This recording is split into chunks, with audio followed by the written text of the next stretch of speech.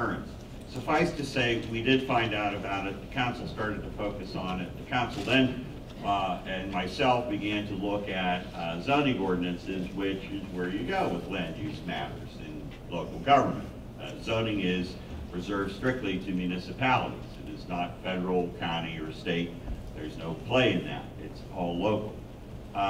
When we modeled out the legislation, any kind of response we would find in zoning that would be appropriate, we found that it wasn't going to work. You're going to get fracked, and this doesn't make sense.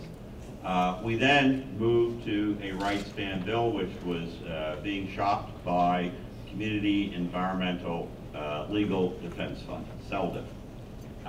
When I read the bill, it's bold, it's ballsy, it's, some people would say radical.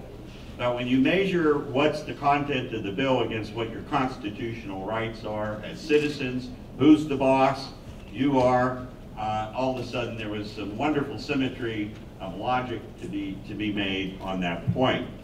I introduced the bill in 2010 of August, and by November 16th, after a series of special sessions of council with recognized experts in law, constitutional law scholars, people that had expertise in the gas business side, public health officials, and so on and so forth. And in doing so, you're basically putting your case in chief in as you would the jury in a trial. We passed the ordinance.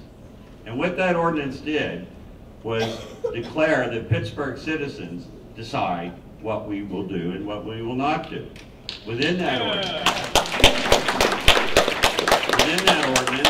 there's parts of that were rather, I guess, pushy.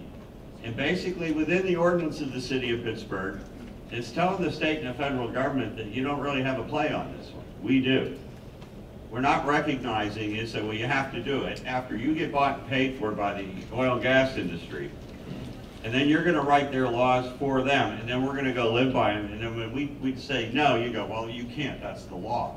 And, it's like, so what? If you legalized robbery in the United States Congress or at the State House and said they could come in and rob you, we have a right to say, no, you can't. And that's really the fundamental part of that. And I really want to spend, pay special attention and appreciation for CELDF for really pushing this. The bill was passed. It's now been used as a model. We were the first ones. Last November, the town of Broadview Heights, Ohio amended it to their home rule charter by popular vote. So did Mansfield, Ohio. So did Longmont, Colorado. And in all three of these venues, the oil and gas industry spent a lot of money. In Longmont, Colorado, they spent well over $400,000 in a local campaign to replace about 50,000 residents. They might be able to do this on a national scale. It's broader, it's diverse, or whatever. But what I see from a logistical, how you fight this war, is they can't really move things well at the local level.